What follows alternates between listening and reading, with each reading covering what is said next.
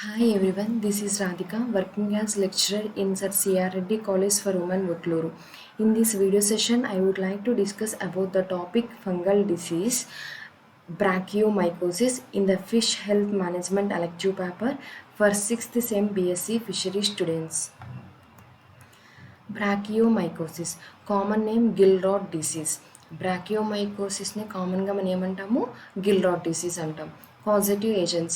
There are two species of genus Brachyomyces are responsible for gill rot disease, namely Brachyomyces sanguinis and Brachyomyces demigrans.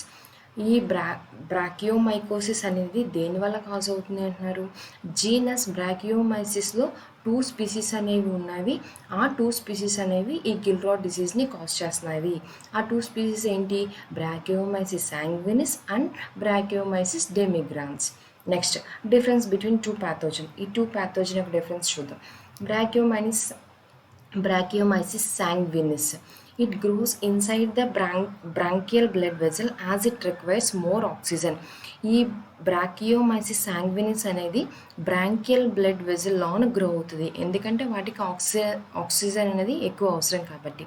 It has comparatively thinner hyphae wall than Branchiomyces demigrans. ఈ Branchiomyces శాంగ్వినిసి యొక్క hyphae wall అనేది థిన్నర్గా ఉంటుంది దేంతో compare చేస్తే, Branchiomyces డెమిగ్రాన్స్తో compare చేస్తే. Next, Branchiomyces demigrans. It grows out of blood vessel as it has less demand for oxygen. ఈ Branchiomyces డెమిగ్రాన్స్ అనేది బ్లడ్ వెజల్కి బయట గ్రో అవుతుంది, ఎందుకంటే వాటికి ఆక్సిజన్ డిమాండ్ అనేది తక్కువ కాబట్టి. It has thicker hyphae wall, larger spores than Branchiomyces sanguinis. ఈ బ్రాకియోమైసిస్ డెమిగ్రాన్స్ యొక్క హైఫే వాల్ అనేది థిక్కర్గా ఉంటుంది, లార్జర్ స్పోర్స్ అనేవి ఉంటాయి కంపేర్ టు ద బ్రాకియోమైసిస్ శాంగ్వినిస్తో కంపేర్ చేస్తే. Next, branchiomycosis gill rot nothing but a ఫిష్కి అయితే గిల్ రాట్ డిసీజ్ వస్తుందో ఆ ఫిష్ అనేది మనకి ఇలా కనిపిస్తుంది. Next, morphology. The hyphae of parasitic fungal species are branched coenocytic. ఈ పారాసైటిక్ ఫంగల్ స్పీసీస్ యొక్క హైఫే అనేవి ఎలా ఉంటాయి అంటున్నారు, బ్రాంచ్గా ఉంటాయి అంటున్నారు. ఆ హైఫే మనం ఏమంటున్నాము, సినోసైటిక్ హైఫే. సినోసైటిక్ హైఫే అంటే ఏంటంటే అవి నాన్ సెప్టేట్, అంటే సెప్టా అనేది వాటిలో ఆబ్సెంట్ అన్నమాట. Next, the thickness of hyphae wall vary from 0.2 to 0.7 mm. ఈ హైఫే వాల్ థిక్నెస్ అనేది 0.2 నుంచి 0.7 mm వరకు వ్యారీ అవుతుంది. Next, life cycle. The life cycle of these fungal species is not properly understood. ఈ fungal species యొక్క life cycle అనేది ఇంకా ప్రాపర్గా మనం అండర్స్టాండ్ అవ్వలేదు. It reproduces by spore called aplanospores produced by endogenous cleavage. ఈ పారాసైటిక్ ఫంగల్ స్పీసీస్ అనేవి ఎలా రీప్రొడ్యూస్ అవుతాయి అంట, స్పోర్స్ ద్వారా రీప్రొడ్యూస్ అవుతాయి. ఆ స్పోర్స్ మనం ఏమంటున్నాము, ఎప్లానోస్పోర్స్ అంటున్నాం. ఆ ఎప్లానోస్పోర్స్ అనేవి ఎలా ప్రొడ్యూస్ అవుతున్నాయి, ఎండోజీనస్ క్లీవేజ్ ద్వారా ప్రొడ్యూస్ అవుతున్నాయి. ఎప్లానోస్పోర్స్ అంటే ఏంటి, నాన్ మోటైల్ అసెక్షువల్ స్పోర్స్నే మనం ఎప్లానోస్పోర్స్ అంటాం. అవి సర్టెన్ ఆల్గే అండ్ ఫంగైలో కనిపిస్తాయి అన్నమాట. Next, the infection spreads from liberated spores. ఈ ఇన్ఫెక్షన్ ఎలా స్ప్రెడ్ అవుతుందంట, ఈ లిబరేటెడ్ స్పోర్స్ ద్వారా ఇన్ఫెక్షన్ అనేది స్ప్రెడ్ అవుతుంది. Next, mode of infection and transmission. ఈ ఇన్ఫెక్షన్ అనేది and as well as transmission అనేది ఎలా జరుగుతుంది అంటే, మన ట్రాన్స్మిషన్ అనేది డైరెక్ట్గా జరుగుతుంది అండ్ యాజ్ వెల్ యాజ్ ఇండైరెక్ట్గా కూడా జరుగుతుంది. డైరెక్ట్లీ ఎలాగా, through penetration of fungal elements, spores, hyphae and are both to the gill epithelium and locate into the branchial blood vessels or tissue according to the fungus species. ఈ transmission అనేది డైరెక్ట్గా ఎలా జరుగుతుంది అంటే, ఈ ఫంగల్ ఎలిమెంట్స్ అనేవి spores కానీ hyphae కానీ లేకపోతే ఆ స్పోర్స్ అండ్ హైఫే బోత్ అనేవి ఫిష్ యొక్క గిల్ ఎపిథీలియంలోకి పెనిట్రేట్ అవుతాయి. పెనిట్రేట్ అయ్యి ఆ ఫంగై యొక్క స్పీసీస్ని బట్టి అవి బ్రాంకియల్ బ్లడ్ వెజల్స్లో కానీ టిష్యూలో కానీ లొకేట్ అవుతుంది. అలా డైరెక్ట్గా ట్రాన్స్మిషన్ అనేది జరుగుతుంది. Next, indirectly through injection of the spores that undergo the blood transmission stream through the intestinal lymphatic circulation and reach the gill as their final target, whereas oxygen tension is high and germinate at the gill blood vessel or gill tissue according to the fungus species. ఈ ఇండైరెక్ట్గా ఎలా జరుగుతుంది అంటున్నారు, ఈ spores అనేవి injection ద్వారా బ్లడ్లోకి reach అవుతుంది అంటున్నారు. ఇంజెక్షన్ అంటే ఏంటి, ఫుడ్ అనేది డైజెస్టివ్ సిస్టమ్కి త్రూ మౌత్ ద్వారా ఎంటర్ అయితే దాన్ని మనం ఇంజెక్షన్ అంటాం అన్నమాట. ఈ స్పోర్స్ అనేవి ఇంజెక్షన్ ఫుడ్ అనేది ఇంజెక్షన్ అంటే ఏంటి, ఫుడ్ అనేది డైజెస్టివ్ సిస్టమ్కి మౌత్ ద్వారా రీచ్ అయితే దాన్ని మనం ఇంజెక్షన్ అంటాం. ఈ స్పోర్స్ అనేవి ఇంజెక్షన్స్ ద్వారా బ్లడ్లోకి వెళ్ళి తర్వాత బ్లడ్ నుంచి ఇంటెస్టైనల్ లింఫాటిక్కి వెళ్ళి ఫైనల్గా గిల్స్కి రీచ్ అవుతుంది. అక్కడ ఆక్సిజన్ టెన్షన్ అనేది ఎక్కువగా ఉంది. ఈ స్పోర్స్ అనేవి ఎక్కడ జర్మినేట్ అవుతున్నాయి, గిల్ బ్లడ్ వెజల్స్లో కానీ గిల్ టిష్యూలో కానీ ఆ ఫంగై యొక్క స్పీసీస్ని బట్టి ఈ స్పోర్స్ అనేవి జర్మినేట్ అవుతాయి. నెక్స్ట్ సోర్స్ ఆఫ్ ఇన్ఫెక్షన్ యొక్క సోర్స్ ఏంటంటే contaminated water with the fungal elements consider as the main source of infection. ఈ contaminated water with fungal elements మనం మెయిన్ సోర్స్ కింద కన్సిడర్ చేస్తాం. డెడ్ అండ్ డైయింగ్ ఫిషెస్ కూడా ఇక్కడ main source అన్నమాట ఇన్ఫెక్షన్కి. Next carriers, particularly chronic infected fishes. Carriers అనేవి carriers కింద ఏ ఉంటాయంట, క్రోనిక్ ఇన్ఫెక్టెడ్ ఫిషెస్ అనేవి క్యారియర్స్ కింద యాక్ట్ అవుతాయి. ఇక్కడ మోడ్ ఆఫ్ ఇన్ఫెక్షన్ ట్రాన్స్మిషన్ 2 వేస్లో జరుగుతుంది, డైరెక్ట్గా ఇండైరెక్ట్గా. డైరెక్ట్గా అంటే ఎలా జరుగుతుంది అంటే ఫంగల్ ఎలిమెంట్స్ అనేవి ఫిష్ యొక్క గిల్ ఎపిథీలియంలోకి పెనిట్రేట్ అవుతాయి అండ్ ఫంగై యొక్క స్పీసీస్ని బట్టి అవి బ్రాంకియల్ బ్లడ్ వెజల్స్లో కానీ టిష్యూలో కానీ లొకేట్ అయి ఉంటాయి అన్నమాట. ఇండైరెక్ట్గా ఎలా జరుగుతుంది, స్పోర్స్ అనేవి ఇంజెక్షన్ ద్వారా బ్లడ్లోకి రీచ్ అయ్యి అక్కడ నుంచి ఇంటెస్టైనల్ లింఫాటిక్ సర్క్యులేషన్లోకి అక్కడ నుంచి గిల్స్కి రీచ్ అవుతాయి, ఫైనల్గా గిల్స్కి రీచ్ అవుతాయి. ఈ ఫంగై యొక్క స్పీసీస్ని బట్టి ఆ స్పోర్స్ అనేవి గిల్ బ్లడ్ వెజల్స్లో కానీ గిల్ టిష్యూలో కానీ జర్మినేట్ అవుతాయి. Next source of infection. Contaminated water with the fungal elements consider as the main source of infection. మనం కంటామినేటెడ్ వాటర్ విత్ ఫంగల్ ఎలిమెంట్స్ని మెయిన్ సోర్స్ ఆఫ్ ఇన్ఫెక్షన్ కింద కన్సిడర్ చేస్తాము. డెడ్ అండ్ డైయింగ్ ఫిషెస్ని కూడా సోర్స్ ఆఫ్ ఇన్ఫెక్షన్ కింద consider చేస్తాం. ఇక్కడ carriers అనేవి ఏంటంటే క్రోనిక్ ఇన్ఫెక్టెడ్ ఫిషెస్ అనేవి క్యారియర్స్ కింద యాక్ట్ చేస్తాయి. Next pathogenesis. Presence of fungal elements, spores or hyphae in the blood vessels of the gills reduce its blood supply leading to the formation of thrombi.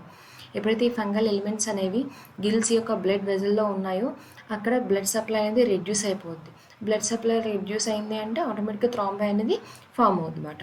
Next as a consequence many Gill lamellae undergo different degrees of necrosis. ఈ results వల్ల మనకి ఏం form అవుతుంది, అన్నిటి వల్ల Gill lamellae అనేది different degrees of నెక్రోసిస్ని చూపిస్తుంది. Necrosis అంటే ఏం చెప్పుకున్నాము, నెక్రోసిస్ అంటే అసలు ఏంటి, ఏదైనా డిసీజ్ కానీ ఇంజరీ కానీ లేకపోతే బ్లడ్ సప్లై అనేది ఫెయిల్ అయితే ఆర్గాన్లో కానీ టిష్యూలో కానీ సెల్స్ అనేవి చనిపోతే వాటిని మనం నెక్రోసిస్ అంటాము. ఇక్కడ ఎప్పుడైతే ఈ ఫంగల్ ఎలిమెంట్స్ అనేవి గిల్స్ యొక్క బ్లడ్ వెజల్లో ఉండి బ్లడ్ సప్లైని రెడ్యూస్ చేస్తుందో థ్రాంబై అనేది ఫామ్ అయిందో ఆటోమేటిక్ గిల్ లామిల్లే అనేది డిఫరెంట్ డిగ్రీస్ ఆఫ్ నెక్రోసిస్ని చూపిస్తుంది. Next marbling appearance of the gills is a characteristic for the disease. Marbling అంటే ఏంటంటే స్ట్రైప్స్ లాగా లేకపోతే ప్యాచెస్ లాగా ఎపేర్ అవుతాయి అన్నమాట గిల్స్ మీద, అది మన characteristic feature for the disease అని చెప్పుకోవచ్చు. Fatal termination is a final result due to impaired respiration. Impaired respiration అంటే రెస్పిరేషన్ అనేది ఎఫెక్ట్ అయింది అనుకోండి ఆటోమేటిక్గా ఫ్యాటల్ టర్మినేషన్ అనేది ఫైనల్ రిజల్ట్ అంటారు. Fatal termination nothing but death. ఎప్పుడైతే ఈ ఇంపైర్డ్ రెస్పిరేషన్ జరిగిందో నథింగ్ బట్ రెస్పిరేషన్ సిస్టమ్ అనేది ఎఫెక్ట్ అయిందో ఆటోమేటిక్గా ఆ ఫిష్ అనేది డెడ్ అయిపోతుంది. నెక్స్ట్ డిసీజ్ సైన్స్ చూస్తే అక్యూట్ ఫామ్లో this form is characterised by rapid onset with rapid fatal termination. ఈ అక్యూట్ ఫామ్లో ర్యాపిడ్గా డెత్స్ అనేవి జరుగుతూ ఉంటాయి. The fish lose their appetite and gathered in groups near the water inlet and water surface then going to die. ఈ ఫిషెస్ అనేవి ఎప్టైట్ని లాస్ చేసుకుంటాయి అంటే వాటికి ఆకలి అనేది వేయదు అన్నమాట. అవి గ్రూప్స్ కింద గేదర్ అవుతాయి అన్నమాట వాటర్ ఇన్లెట్ దగ్గర and as well as water surface దగ్గర, తర్వాత చనిపోతాయి అన్నమాట. ఫిష్ కాన్ టాలరేట్ హ్యాండ్లింగ్ కెపాసిటీని టాలరేట్ చేయలేవు. Gills of died fish are severely congested and appear bright red or deep brownish red. ఈ చనిపోయిన ఫిషెస్ యొక్క గిల్స్ అనేవి బ్రైట్ కలర్లో కానీ బ్రైట్ రెడ్ కలర్ కానీ లేకపోతే డీప్ బ్రౌనిష్ రెడ్ కలర్ కానీ కనిపిస్తాయి అన్నమాట. ఇలా మన పిక్చర్లో కనిపించినట్టు ఈ చనిపోయిన ఫిష్ యొక్క గిల్ అన్నమాట ఇలా కనిపిస్తాయి, bright red or deep brownish red కలర్లో కనిపిస్తాయి. Next subacute form marbling appearance on different areas of the gills. ఇక్కడ ఏంటంటే ఈ సబ్ ఎక్యూట్ ఫామ్లో గిల్స్ మీద మార్బ్లింగ్ అనేది డిఫరెంట్ ఏరియాస్లో జరుగుతుంది అన్నమాట. డిఫరెంట్ ఏరియాస్లో గిల్స్ మీద మార్బ్లింగ్ అనేది జరుగుతుంది. Next gills become ischemic, ragged and corroded. Ischemic అంటే ఏంటంటే బ్లడ్ ఫ్లో అనేది రెస్ట్రిక్ట్ అయినా రెడ్యూస్ అయినా ఇస్కిమిక్ అంటాం. ఇక్కడ గిల్స్ అనేవి ఎలా గిల్స్లో బ్లడ్ ఫ్లో అనేది రెస్ట్రిక్ట్ అయ్యి రెడ్యూస్ అవుతుందన్నమాట. ర్యాగ్డ్ ఏంటంటే అన్ఈవెన్ అండ్ రఫ్. ఇక్కడ గిల్స్ అనేవి అన్ఈవెన్గా రఫ్గా మారిపోతున్నాయి. నెక్స్ట్ కరోడెడ్ అంటే ఏంటంటే డ్యామేజ్ అవ్వడం కానీ డిస్ట్రాయ్ అవ్వడం కానీ. ఇక్కడ గిల్స్ అనేవి గిల్స్లో బ్లడ్ సప్లై అనేది బ్లడ్ ఫ్లో అనేది రెస్ట్రిక్ట్ అవుతుంది, లేకపోతే గిల్స్లో ఇస్కెమిక్ అంటే ఏంటంటే gills become ischemic, ragged and corroded అంటున్నారు కదా. గిల్స్లో బ్లడ్ ఫ్లో అనేది రెస్ట్రిక్ట్ అవుతుంది, లేకపోతే రెడ్యూస్ అవుతుంది. ఇస్కెమిక్ అంటే జనరల్గా ఏంటి, ఏదైతే కండిషన్లో బ్లడ్ ఫ్లో అనేది ఇస్కెమిక్ అంటే ఏంటంటే బాడీలో ఏ పార్ట్లో అయినా బ్లడ్ ఫ్లో అనేది రెస్ట్రిక్ట్ అయినా రెడ్యూస్ అయినా దాన్ని ఇస్కెమిక్ అంటాం. ఇక్కడ గిల్స్ అనేవి ఇస్కెమిక్ చూపిస్తున్నాయి. ర్యాగ్డ్ అంటే ఏంటి, అన్ఈవెన్గా రఫ్గా ఉంటాయి. కరోడెడ్ అంటే ఏంటి, ఇక్కడ గిల్స్ అనేవి డ్యామేజ్ అయ్యి డిస్ట్రాయ్ అవుతున్నాయి అన్నమాట. Next sloughing of some gill lamellae. Sloughing అంటే ఏంటి, షెడింగ్ అన్నమాట. కొన్ని గిల్ లామిలా అనేవి షెడ్ అయిపోతున్నాయి. Next chronic form, pale areas and or muddy grey strips on the Gill.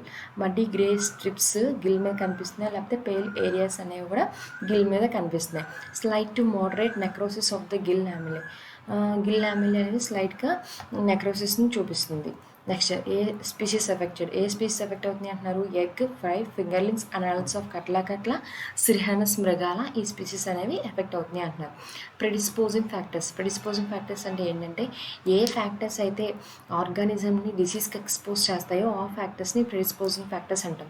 Water rich in organic fertilisers. వాటర్లో ఆర్గానిక్ ఫెర్టిలైజర్స్ ఎక్కువగా ఉన్న, ఆల్కల్ బ్లూమ్ వల్ల, temperature greater than 20 degrees centigrade ఉన్న, హై స్టాకింగ్ డెన్సిటీ వల్ల కూడా మనకి ఆర్గానిజం అనేది హై స్టాకింగ్ డెన్సిటీ అంటే ఏంటి, ఉండాల్సిన క్వాంటిటీ కన్నా ఎక్కువ ఉంటే కనుక హై స్టాకింగ్ డెన్సిటీ అంటాం.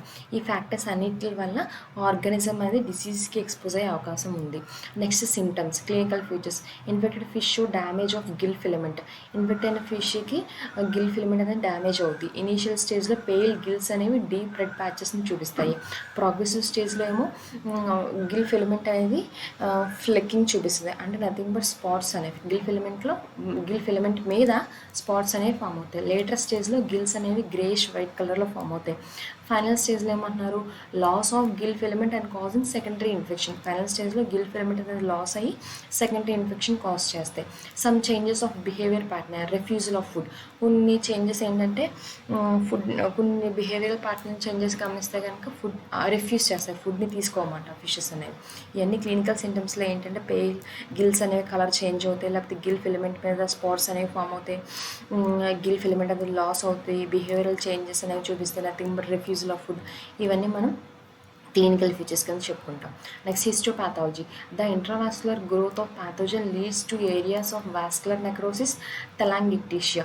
ఈ ప్యాథోజన్ అనేది ఇంట్రావాస్కులర్లో గ్రో అవ్వడం వల్ల వాస్కులర్ నెక్రోసిస్ అనేది జరుగుతుంది. And as well as telangiectasia అంటే ఏంటంటే స్కిన్ మీద ఉన్న స్మాల్ బ్లడ్ వెజల్స్ అనేవి డైలైట్ అయితే దాన్ని తెలాంగిక్టీషియా అంటాం అన్నమాట.